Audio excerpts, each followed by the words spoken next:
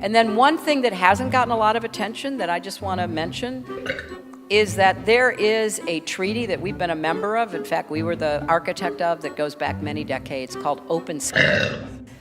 And it permits other surveillance mechanisms to see what's happening on the ground around the world.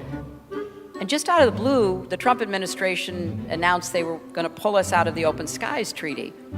And we're guessing one of the consequences of that is we will necessarily be able to discover all the troop movements that Russia is engaged in, brink of forcing their will on Ukraine. So